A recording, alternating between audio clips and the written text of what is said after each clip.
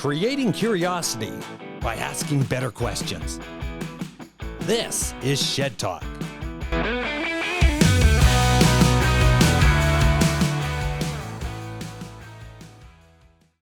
Linh Huynh, the things you know that you don't know, the unexpected story of perseverance.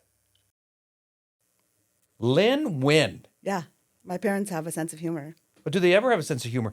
And just as, and I say as a sense of humor, yeah. because just before we got on, Yeah. I said, how do you spell the win? Like, Yeah, because it's H-U-Y-N-H, but like the H, U, and Y become a win. I mean, it's win, but I just say win. So what does that mean? Is there a meaning to that? You know what? Little known fact that you'll see this last name. It's quite a common Vietnamese last name, but it's actually the Vietnamese spelling of Wong. Oh. So W-O-N-G. But Linh Wong is just not as cool as Linh Huynh. How true that is. That is so awesome. Well, thank you very much for joining us on Shed Talk, and it's an honor to have you here. Yeah, it's so nice to meet you. Well, let's get right into this. What do you do? What do I do? So I call myself a luck pusher. A what? A luck pusher. What is a luck pusher? So you know how that phrase that's like, you know how when we tell people like, don't push your luck. But what are we actually saying? Like, because to push your luck is, so if we look up the dictionary definition, to push your luck is to act and move forward with the expectation of success. Okay, to act in the sense of success? Well, like you're moving forward and you're making decisions with the expectation of continued success. Oh, awesome. Okay. Yeah, so that's the dictionary definition. So I just thought, like, why are we telling people to not do that? Okay, keep going. Yeah,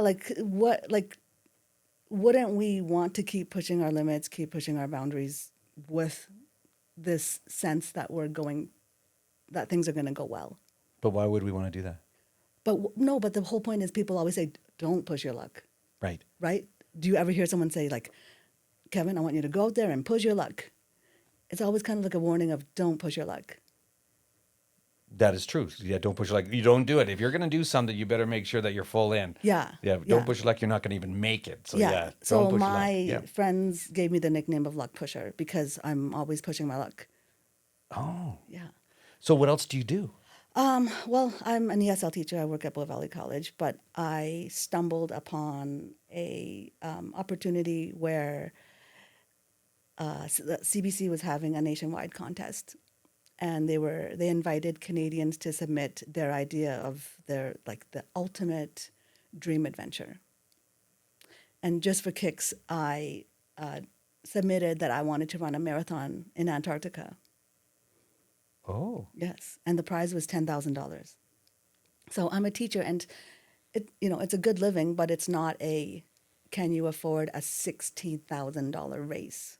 Good living, right? Mm-hmm. Like I don't have $16,000 just lying around, but I really wanted to do this race in Antarctica, and so this is back in 2011, and they published all of the entries, which was great for a nerd like me. So I spent the entire weekend reading every single entry and realizing, like, because in my mind, there's kind of like a value that I place on certain actions, right? Like, so I feel like if CBC was going to give you $10,000, maybe one short phrase or a sentence wasn't enough. And that's what everyone was submitting. They're like, I want to do a yoga retreat in India, or I want to cliff jump in this country. And do you know what I mean? Like, and they were all just really short answers. And I thought, it took me all weekend to read through them, like hundreds of these entries. But I thought, like, how come no one's making the effort to actually explain why they want to do the thing that they want to do? So I wrote that I wanted to run a marathon in Antarctica, and I was all about pushing my limits. And, the funniest thing about this is, like, I don't actually run. Like, I hate running. I think we're about the same generation, you and I. Mm-hmm. Do you remember in high school we had to do the 12-minute run? Oh, no, that's way above my time. Oh, come on. I'm like way, 12-minute run. Oh, man. No, you remember, don't you? Oh, yes, I do. Yeah. The 12-minute run. Did you love it? Back in the day, I did. Okay, yeah. Because I was a runner. So Oh, back okay. then So I was like, a runner. so imagine like my friends are just, we hate it. We hate the 12-minute run. And here I am later on in life. Like, I have an awesome brother who's became a runner, and he encouraged me to become a runner. So yes, I did run the Calgary Marathon, but it was more because of this awesome brother that was supporting me. Like, I don't actually like running. Like, my favorite part about running is the meal at the end, you know? So I just boldly submitted this entry that I wanted to run a marathon in Antarctica. And then I get this email saying, "Congratulations, you're the winner of this prize." That's what I look like when I won. Because then, I mean, there's the integrity of it, right? Like, you can't be like, well, can we renegotiate this? Can I just, sit on a beach with this $10,000? No, like, you have to actually do the thing that you said that you were going to do. So here I am, a non-runner, and I was being sent to Antarctica, and I was the only woman, only Canadian woman that year. And I had to run a marathon in Antarctica. And how many people are participating in this race? It's grown since, right? So that was way back in 2011. So at that time, I think there were like 30 or 40 people. So you have 30 or 40 people racing in this, and the $10,000, did that go to actually pay for the flight to get you up there? Yeah. So there's someone, his name is Richard Donovan, and he's like this amazing extreme runner. He's from Galway, Ireland, and he organized the race. But as I was saying at the beginning, like, I'm a teacher, great living, but we don't have $16,000 sitting just to pay for a race. But $16,000 is what we would pay for the registration of this race. So forget even getting down to South America. Like, we had to fly to like the southern tip of Argentina and Chile, and board this like Russian plane to fly us into Union Glacier in Antarctica to run this race. But $16,000 just covers the race. What month is that? So it's summer in Antarctica, so it was like end of November. End of November, okay. Yeah, yeah. You got 30 people, end of November, getting on this boat from Chile. No, to we go- went on this Russian plane. We flew in. in, Yeah, okay. yeah, yeah. And we were like 200 kilometers from the South Pole. Like, it's like advertised as like the most southern Antarctica race. And Richard Donovan is awesome. Like, it all started because he went down there and had the curiosity to just run in circles and log the kilometers, and officially did the marathon. And he thought, if I'm crazy enough to do this, I'm going to set this up as an organized race. So when you're going to say, and you just mentioned about going in circles. Yeah. So you go to Antarctic. Like, Yeah. how big a round is that race that you're going to? You say a circle. Now, is it you're going straight out and straight back? So I'm exaggerating, but just a little bit. Like, it was, I would say we had to do 2.25 loops of this circuit. Correct. Yeah. So to cover the 42 kilometers. And they always want to make sure that the footing is safe, because you could, if they're not checking it for the depth and this, the strength of the ice, then you could actually fall through a crevasse. So what are you wearing? Um, And you're not wearing like parkas and going in there. I'm well, because assuming, like you're or- running, right? Like, Right. so it's just, do you ski? Yes. And you like, Yeah, the ski. you've lived Yep. in Calgary, and Yep. like, ironically, like, it wasn't any worse than what we would experience in a Calgary winter. Oh. So I feel like I had an advantage. And like, I looked at the roster of runners, and there was this couple from India, and I just like, oh, this isn't going to go well. Like, yeah, they did not understand layering. And like, I had, like like the base layer, the mid layer, the shell, and then another shell, and just my whole face was covered. And So how are you training for this? I just ran along the Bow River. I don't know that you can call what I do running. Like, it's like Fast walk, like, not even a fast walk, just like kind of like a shuffle, shuffle, a waddle. Like, a waddle. Yeah. And it's just to get you going. Just because you can do it, Yeah. doesn't mean you can't. It means you can. yes. Exactly. Yeah. So, but just the runners that I met there were so, when you walk into a room, you're like, one of these things is not like the other, like, yeah, I met the first person I talked to, his name is Matt, and he was the runner-up of season 2 of Survivor. And I had met this other guy. He's like, oh, I climbed Everest, and this person had done a marathon on each continent. Like, these, like, you don't sign up for this race unless you're a committed Oh, and and you like have to be committed. yeah, like, and I'm like mentally committed, maybe like, Well, and that's the whole thing is whenever you're doing something, yeah, you have to have clarity. You have yeah, to have clarity in your head that there's nothing going to stop you because that's who you are at that particular time and you're yeah, going yeah, forward and you're making that happen. There's yeah, no why, it's yeah, just because. yeah, exactly. And the good thing about those races, so like if you were just doing a regular marathon in a city, for example, there are time cutoffs, just logistically, like the road closures and then, like the police patrolling the path and stuff. Like, so I understand, like, if it was happening in a city, the typical cutoff for a marathon would be like 6.5, 7 hours, because you can't close down New York, for example, for half a day, right? So the good thing about this race is I knew that there was no cutoff. There was no time cutoff. So And no as darkness. yeah, it was 24 hours of light. Yeah, and I think we actually started at midnight. Like, but so that, those two things, and like honestly, could I let CBC down?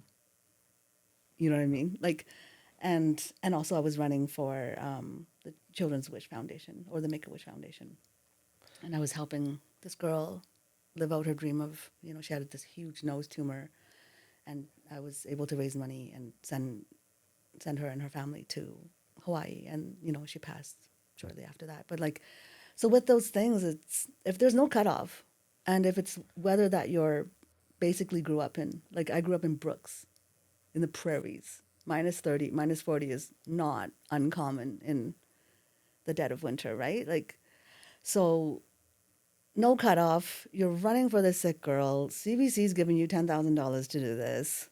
Like, Don't you find it'd be a little cheaper to run in New York than it would be in Antarctica for yeah, $10,000? I know, but New York is for like plays and restaurants and stuff. But like, it was, yeah, it just felt really cool that it was based on my writing Right. that I had, I have crafted. It took me probably 10 hours to craft 200 words.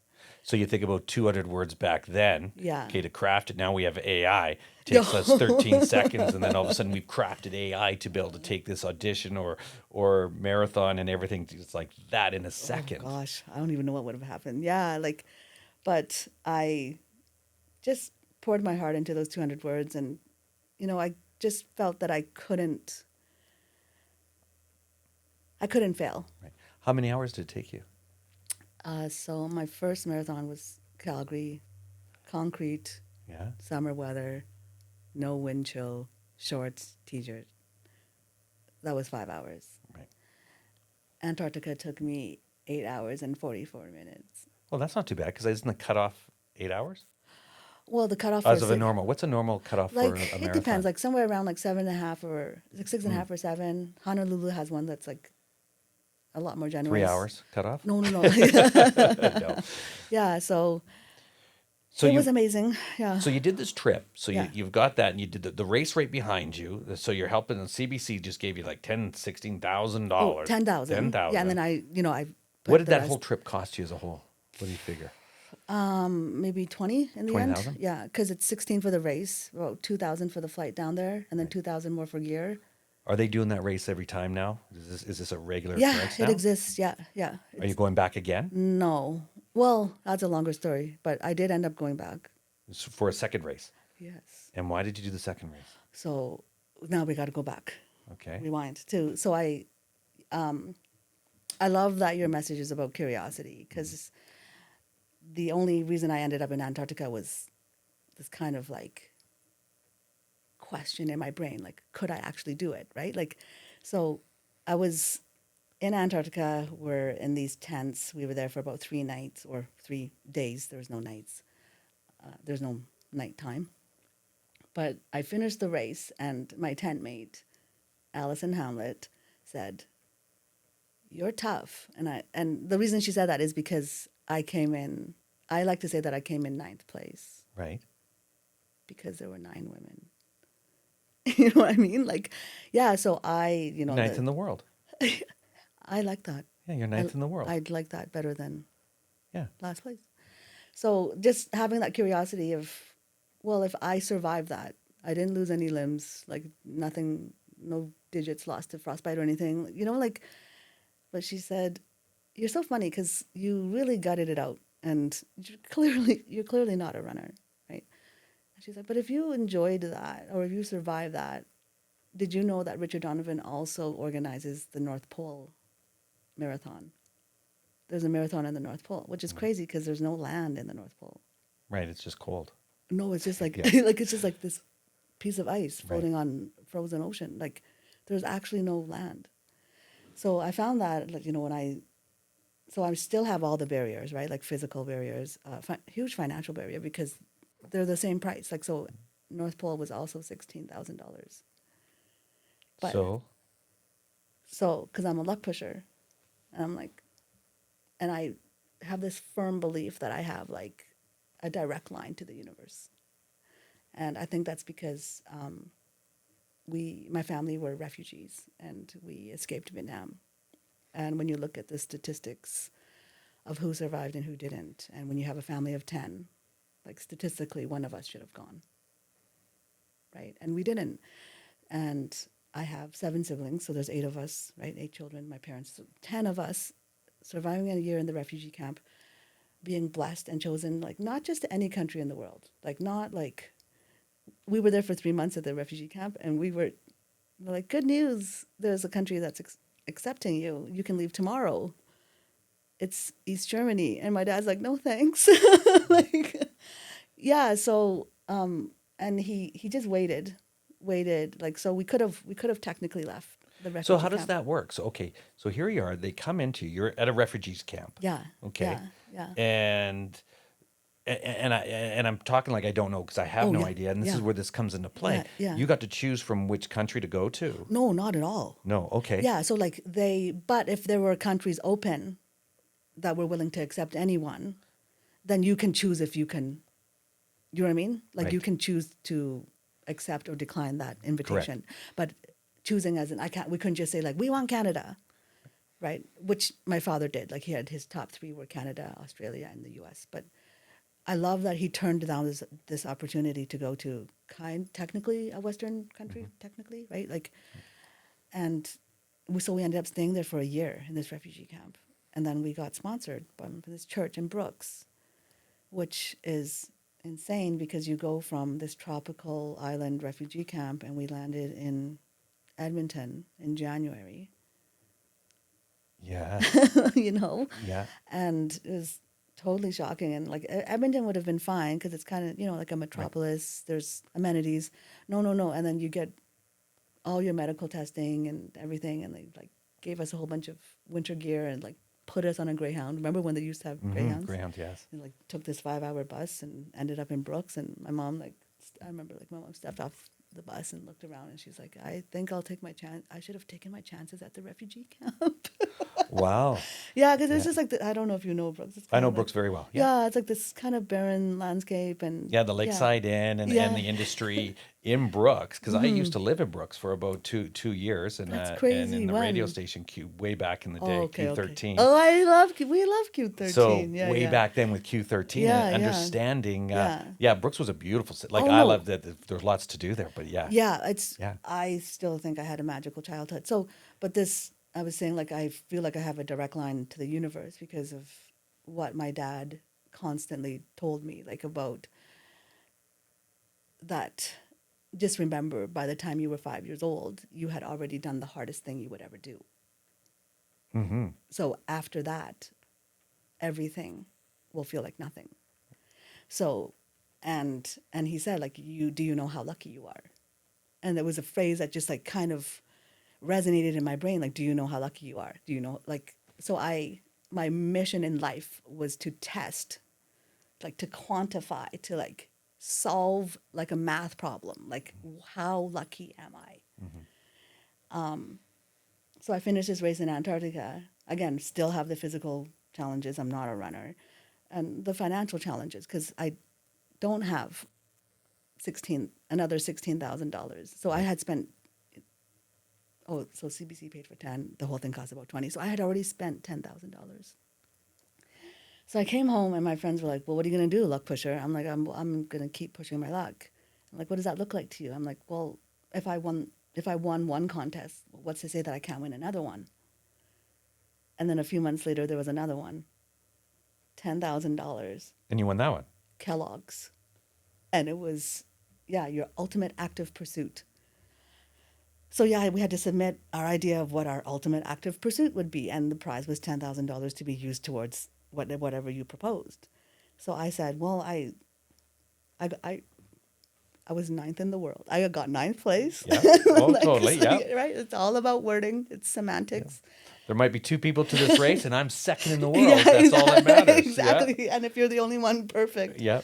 Yeah. So I said, like, I got ninth place in this really extreme race, and I had Antarctica, and I would really love to challenge myself in the north, and it wasn't just a Canadian competition because Kellogg's is right. So like this, now I was up against anyone from North America. How many words? Very few. So that Like, they say 200 word limit, and then this is what it is, and then you had to put that together. yeah, Right. and then I won. And here I am, someone who doesn't run, and now I'm going to head to the North Pole. With the same guy. Yeah, Richard Donovan. That I And Richard totally- knows you now. You won the first one and you run the second one. Now it's not about pushing your luck. It's about you're on the awards bandwagon. You better be writing every single thing that happens out there about what you can do and change the world on every little thing. Yeah. You're yeah. writing your own narrative. I know. So when that was a much harder race. Just harder footing. The loop was smaller because they wanted us. It was like, I think it was like a 4.7 kilometer loop because they didn't want us too far from the base camp because of the threat of polar bears. Right. So we had to do that, I believe, like 9 times or something. And lucky me, there were 5 women. So you know where this is going. Yeah, you're number top 6. Yeah, 100% top 6 in the world of Antarctica and I was like the North Pole. 5th place. Like Yeah. that's a strong showing. So now I go from I can't finish the 12-minute run to I have a 9th place finish and a 5th place finish in 2 of the world's hardest races. That is awesome. I know. So have you taken that experience, that what you've done there with the 2, and the biggest thing what I'm hearing is it's not about the race. No. The race is just the course of the action. Yeah, Where it's exactly. I actually love that. building the actual, I can do it all. Yeah, All you have to do is put that out and write the write the narrative. Yeah. How many I have you love done after that? So this is where curiosity, I just, when I saw what you speak about and what you're passionate about, like it just so resonates with me because like I would never stand on a stage at a conference and be like, I'm here to inspire you for excellence. Like, no, I'm here to just inspire you. Like I'm here to make you curious about what's possible because let me tell you, as a non-runner finishing these races, right? So I'm at this race, I finish, and I stupidly say, at the finish line, as crossing it, I say, that was totally reasonable. And then this man, his name's Ali Webby, heard me say this. And Antarctica took 8 hours, 44 minutes. North Pole, because it was minus 33. Like sometimes knee-deep snow in some spots. Like it was, because it's going to be well-trodden because it's a smaller loop. So it's like, it's like sunken snow and just uneven footing and stuff. But North Pole took me 10 hours, 44 minutes. Well, it's only a day. Yeah, it's a long day at work. Yeah. But that's why Ali thought it was so funny because he's like, he's one of the top runners in his country and he's like received essentially the presidential medal from Lebanon for all his like philanthropy. And he's just an awesome guy. And he's standing there watching me say this, like, that was totally reasonable. He's like, you thought that was reasonable? Like, I'm like, no, I just, like, hold on. I just mean that, like, I finished. Right. And I still have all my digits, And he said, okay, because if you think that was reasonable, clearly cold doesn't bother you. Have you heard of the 4 deserts? I'm like, no, what's that? And he's like, go home, look up the 4 deserts. And the 4 deserts is a series of ultra marathons that are 250 kilometers. And they're in 3 hot deserts of the world. Right.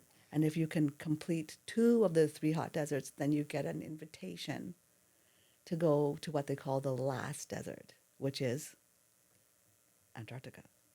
Oh, So when I first read this on the website, I was like, huh. And so you can like look at previous results and you can filter right. countries and genders. So I was like, just Canadian women finishers of this series. And as soon as I found out that no Canadian woman had finished the series, I'm like, well, that's it. And did you do it? Do you want the answer or do you want to like, I want the answer. yes, And when you did it, yeah, so you've done the first race, Antarctic, yeah, second race, the North Pole, yeah, third race. was in Jordan. But it was 200. Remember, like I struggled just to finish one marathon. Yeah, that's okay. Jordan was, so the format is that it's over 7 days. And for the first 4 days, you run a marathon and you like it's self-supported. So you carry all your food, your gear. The only thing that they give you is water and optional medical attention, but at the checkpoints, which are spread out about 15 kilometers apart. So, and every time that you're doing this, you're Yeah. getting better. I'm getting more stubborn, I guess. Yeah, sure. But it's the desert is. Have you tried to walk up a sand dune? It feels like one step forward, two steps back, right? Just like, ugh. So it was really challenging, and you're facing like 30, 40 degrees, and you're out there all day, and you're carrying everything, and then hoping that you can ration your water enough to like make it to the next checkpoint where you can get more water. So once you got there, and how many, and then you finished it? So I finished Jordan, but so for me it was like it was never about the running. Like you said, it's like it's the races are something that I've completed, but the thing that I'm more proud of, what luck pusher means is that I continued to look for those opportunities. Like, so in my mind, I was like, okay, so I won the CBC, and then I won Kellogg's. But is there more out there? Because I'm still going to be a teacher. I'm not like a serial entrepreneur like you are. Like, I'm a teacher, humble living. Like these desert races are not cheap. Like they're like 5,000 US, and all the gear and the travel. So I was like, there's got to be a way. Like there's got to be a way because if I, a non-runner, can win these contests. And so because I really feel like direct line to the universe, I was like, okay, universe, send me a contest. And that was through a contest. And the universe sent me the next contest. Because I really wanted to do these 4 deserts. So like I say 5,000, but 5,000 each for the 3 hot deserts. So Jordan, the Gobi, and then Atacama, which is in Chile. But the series is called 4 deserts. The Antarctic one would have been a multi-day race in Antarctica, and that was again $16,000. So this whole endeavor would have been somewhere like for all the travel and all the registration fees, like it would have been between like $40,000 and $50,000. So if anybody were to ask you what your superpower is, Yeah, what's your superpower? curiosity. So curiosity. Yeah, Now let's dig down deeper because now yeah, you've got curiosity that you had all these races. yeah, You went in and there has to be a way for me to get from here to here. yeah. The universe is going to give me this. It's The universe is secret. going to give me this. If I say it, I become it. I'm all that. Yeah, if I say it, I become. Can I high five that? Hi, you got it. Done. Yeah, yeah. Yeah, if I say it, I become it. And so the next contest was duct tape. Oh, great name for a contest. Well, everyone uses Yes. duct tape, right? Yes. Like, so again, like before I went to the North Pole, like I had actually I wrote to all of like the Nike, Arc'teryx, Patagonia, like any kind of outdoorsy kind of like, hey, like if I finish the North Pole, I'll be the first Canadian woman to do like the North and South. And I was like, yeah, I'll be like the first bipolar runner, like, and just trying to get their interest in this. And all of them refused. Like, they're just like, we can't support someone who is not actually a runner. Like that, we need the results to back up what you're saying. And so that's why if I couldn't get the sponsorship of these traditional kind of companies. then that's why I was like duct tape was so funny because their contest was tell us how duct tape saved the day. Oh, that's an easy one. I know duct like I live by duct tape. so I said that how like during transport in like my gear bag during transport into Antarctica, like that my the goggles, the tint that tinting layer Right. had shattered and I didn't want to get snow blindness, so like I had to like take duct tape and just like leave myself like a little sliver of light to see through. And but once again, like they had all the entries, and I'm telling you, Kevin, like the people that entered this were, I didn't think I deserved it.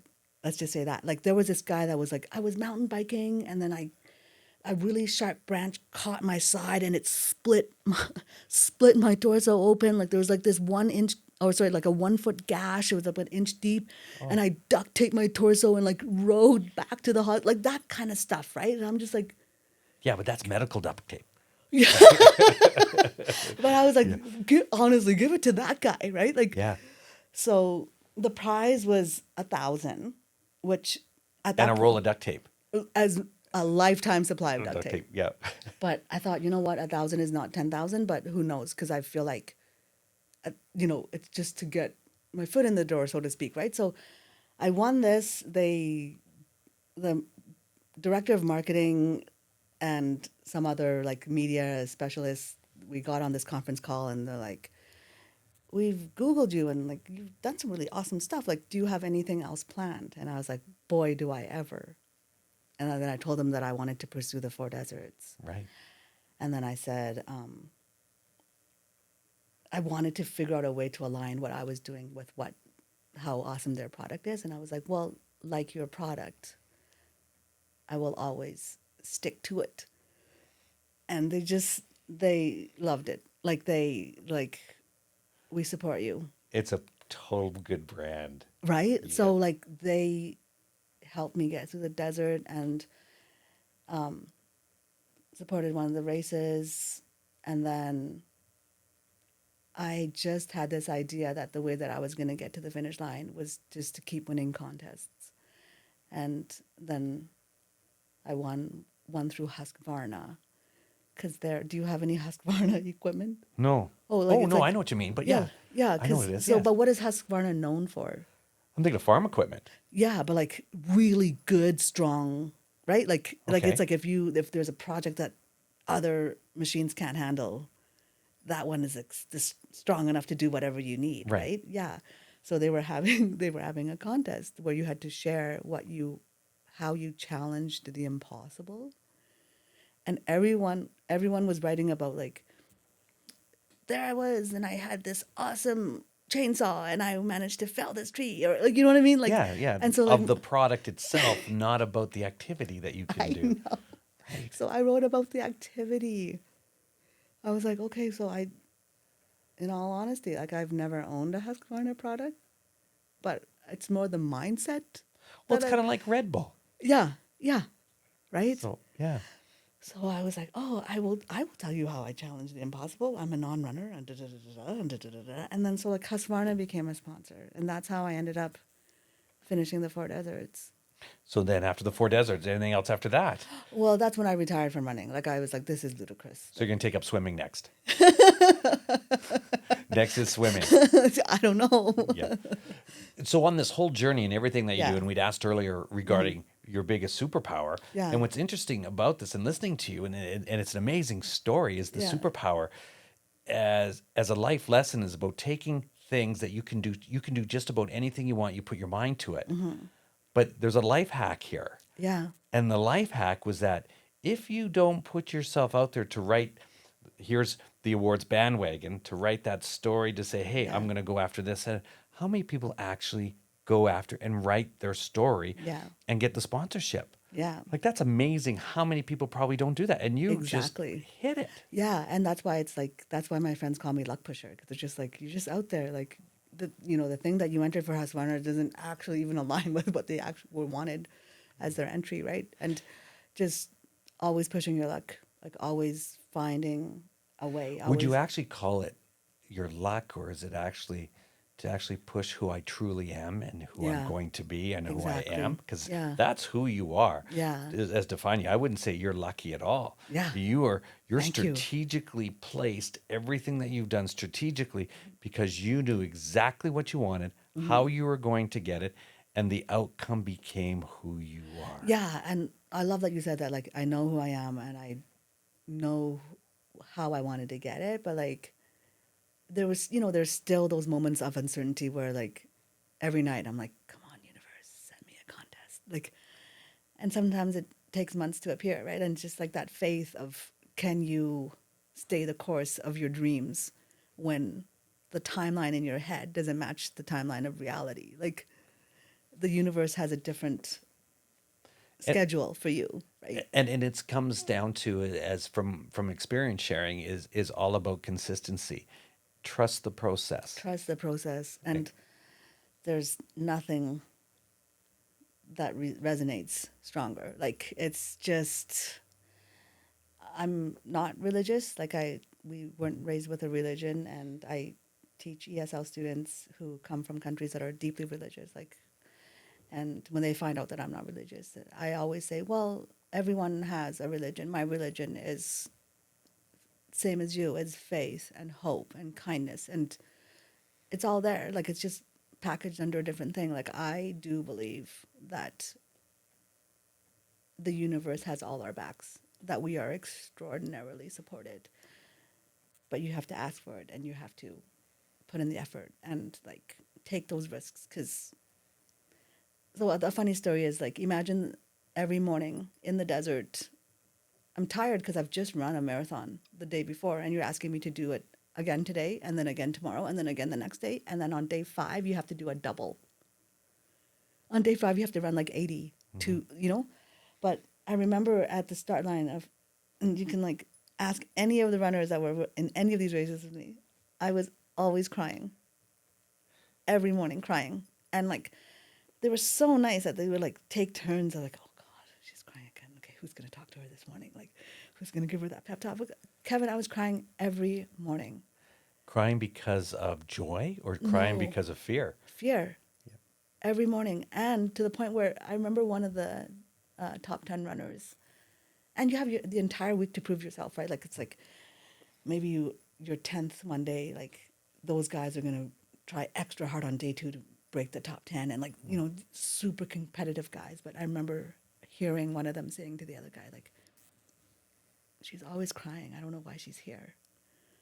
And then one of the organizers would say, like, that she's like fully sponsored, like. And that's what the greatest things about this Yeah. is, because the things you know that you don't know. And Yeah. here's this lady Yeah. comes into this whole thing. She's bawling her ass off. And cry- like by- kind sorry, of buying her. Yeah. not the build Yeah. of an ultra runner, like kind of, Sure. kind of Yeah. chubby, kind of average. But this is where the greatest thing comes in, is that Yeah. people take note of you, is that Yeah. all of a sudden here's a girl who's fully sponsored and be able to do this because she can. You guys are all that in a bag of chips. Yeah. You know what? What are they missing? Mindset. Yeah. Yeah. So, Good for you. That is a great story to listen to Yeah. and see how that grows. If you were to say one thing to, and it doesn't have to be entrepreneurs, it could be life experience, it's young people, a takeaway of greatness, that one thing that one person needs, that one tidbit or that one nugget that someone should truly do, because where you came from, where you're going, the life hack, getting a sponsor, the sponsorship, that in itself is and amazing. the sponsorship for an athletic event, that's, when Yeah. But what's that one thing that you would tell somebody to do? I would say, whether you're, religious or not, like, that's not even the point, but I feel that we were not put on this earth to live an ordinary life. Like, I think we are blessed and challenged with the capacity and the will to choose our challenges and go further than we can possibly imagine. And there is no limitations to anything that we There do. really isn't. Awesome. Well, you know what, Lynn? Thank you very much for being on Shed Talk. How was your first experience on Shed Talk? I love it. I'd Awesome. come back. Yep. Thank you very much, and have a great life. Lynn. Thank you. Now you know. Shed Talk.